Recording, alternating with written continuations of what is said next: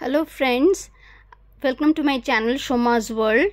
তো আজকে একটা করব soft and dewy makeup look. আইসটাও থাকবে সফটের ওপর আর বেসটা যেমন হয় তেমনই। তো চলো শুরু করি। তো প্রথমে আমি এখানে উইশ কেয়ারের কানৌজ রোজ ওয়াটারটা নিয়েছি। ভীষণ রিফ্রেশিং ওয়াটার। আর গরমকালে টোনার ছাড়া তো থাকা যাবেই না, মানে টোনারই একমাত্র আমাদের স্কিনের থার্ড লেয়ার অবধি যায়।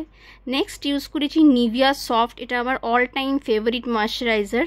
এটা দেওয়ার সঙ্গে সঙ্গে একটা কুলিং সেন্সেশন আমার স্কিনে, আমি এটা ফিল করি, আমার মনে হয় সবাই ফিল করে। ওই আর একটা যে নীল ময়শ্চারাইজার আছে নিভিয়ার, সেটা শীতকালের জন্য ভালো। আর এটা আমার অল টাইম ফেভারিট, সবসময় আমার এটা ভালো লাগে। আর স্কিনটাকে ভীষণ রকমভাবে হাইড্রেট করে, নারিশ করে, এবং এটা অ্যাজ এ নাইট ক্রিমও ব্যবহার করতে পারি। নেক্সট যে প্রাইমারটা নিয়েছি সেটা হচ্ছে সুগার পপেট প্রাইমার একটু ভালো ইউজ করাই ভালো, কারণ প্রাইমার ফুল মেকআপটাকে হোল্ড করে রাখবে, যা যা আমরা করব স্কিনের ওপর, আই মেকআপ বা বেস মেকআপ। নেক্সট ইউজ করছি সুগারের কালার কারেক্টেড স্টিক। এটা আমরা ব্যাগেও রাখতে পারি, একটা কিট হিসাবে, মানে সব সময় ইউজ করার জন্য।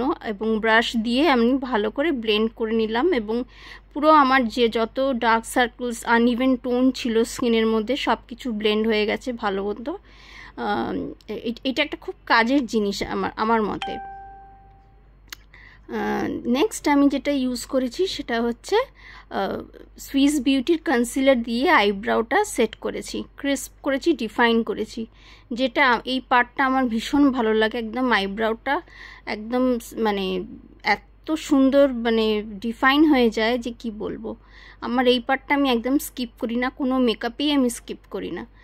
দুটোর চোখেই দুটো আইব্রাও আমি ভালোভাবে ডিফাইন করে নিয়েছি। তারপরে আর্থ রিদমের বিউটি ব্লেন্ডার আমি ইউজ করেছি। এটা নতুন আমি কিনেছি তো অ্যামাজন থেকেই। তো আমি আর্থ রিদমের এই বিউটি ব্লেন্ডারটা দিয়ে ড্যাব ড্যাব করে ভালো করে স্কিনের সাথে ব্লেন্ড করে নিয়েছি, যাতে একদম মিশে যায়।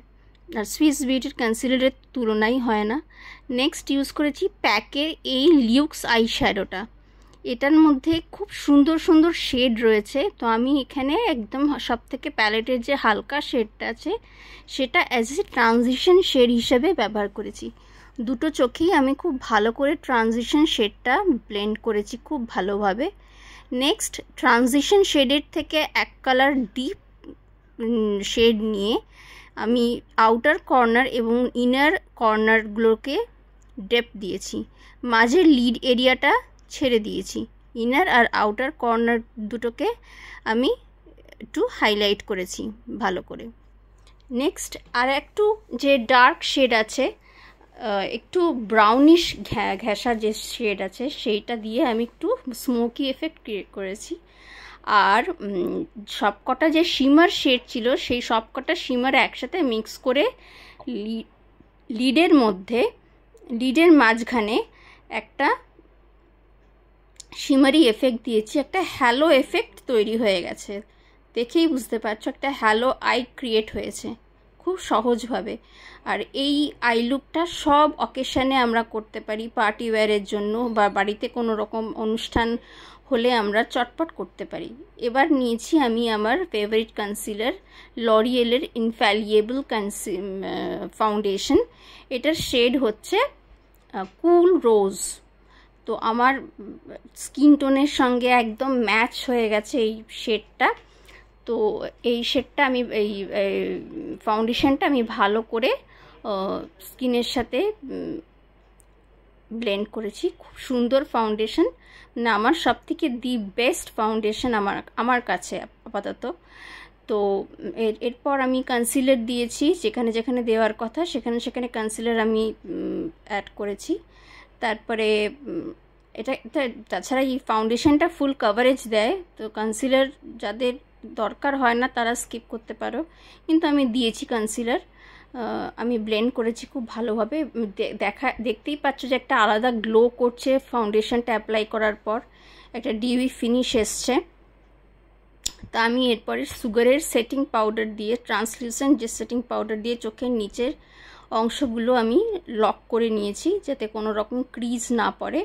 নাকের দুই পাশে চোখের নিচে মাউথ এরিয়াটা বিশেষ করে যাতে ক্রিজ না পড়ে একদম, তো সেই জন্য আমি ট্রান্সলুসেন্ট পাউডারটা ইউজ করেছি, বেশি না। এরপর আমি টিপসি বিউটির কন্ট্রোর যে ওয়ান্ডটা আছে সেইটা ইউজ করেছি অ্যাজ এ কন্ট্রোর হিসেবে, ব্রঞ্জার হিসেবে। দেখতেই পাচ্ছ দুটো গালে ডট ডট করে লাগিয়েছি, যেখানে কনসিলারের জায়গা প্লেসমেন্ট যেখানটা। তারপরে ফোরহেডে নাকটাকে কন্ট্রোর করেছি। এবার বিউটি ব্লেন্ডার দিয়ে আপওয়ার্ড ডিরেকশনে এটাকে ভালো করে ব্লেন্ড করেছি। জ লাইনটাকেও আমি ভালো করে ডিফাইন করেছি, স্কাল্পড মানে স্ট্রাকচার দিয়েছি খুব ভালো করে, যাতে একটা স্কাল্পটেড লুক আমি পেতে পারি। তো এইভাবে আমি ক্রিম কন্ট্রোরটা করেছি। নাকটাকেও ভালো করে কন্ট্রোরিং করে নিয়েছি যাতে চোখা লাগে দেখতে। তারপরে আমি ইউজ করেছি টিপসি বিউটির ব্লাশটা দেখতে পাচ্ছ কি সুন্দর রঙটা, ব্লাশটা ইউজ করেছি আমি সি মোশনে আর কি ব্লাশটা অ্যাপ্লাই করেছি, যাতে একটু লিফটেড দেখতে লাগে ব্লাশের অ্যাপ্লিকেশনটা। নাকে আর চিন এরিয়াতে আমি একটু ব্লাশ অ্যাপ্লাই করি, আমার খুব ভালো লাগে ব্লাশ এইভাবে অ্যাপ্লাই করতে। তারপরে আমি ইউজ করেছি একটু পাউডার ব্লাশ, কারণ এই ব্লাশটা মানে পিগমেন্টেড তো বটেই, কিন্তু একটু পাউডার ব্লাশ না দিলে আমার ভালো লাগে না, একটুখানি লাল লাল লাল লাল চিক্সগুলো হয় আমার খুব, মানে দেখতে কারোর ফেসে করতেও ভালো লাগে এবং আমি আমার ফেসেও করি। তো নোজ এরিয়ায় চিন এরিয়ায় একটুখানি পাউডার ব্রাশ করে দিলাম। তারপরে ব্রাউ বোনে মার্সের হাইলাইটার দিয়েছি, ইনার কর্নারে হাইলাইটার দিয়েছি, আর চিক বোনে, নোজের টিপে, নাকের ওপরে, তারপরে ফোরহেডে যেখানে যেখানে হাইলাইটার দরকার সেখানে সেখানে আমি পাউডার হাইলাইটার মার্সেটটা ইউজ করেছি। তারপরে আমি যে লিপস্টিকটা ইউজ করেছি সেটা হচ্ছে চার্মেসির স্যান্ডস্টর্ম, আর তার সাথে বেকিংটাও করে নিয়েছি। তো বেকিংটা যতক্ষণ হয় ততক্ষণ আমি লিপস্টিকটা অ্যাপ্লাই করে নিয়েছি।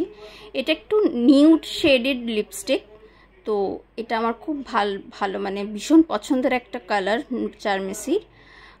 তো এরপর আমি যেটা করেছি সেটা হচ্ছে হ্যাঁ লিপস্টিকটা কালার্স কুইনের সেটিং স্প্রে ইউজ করেছি।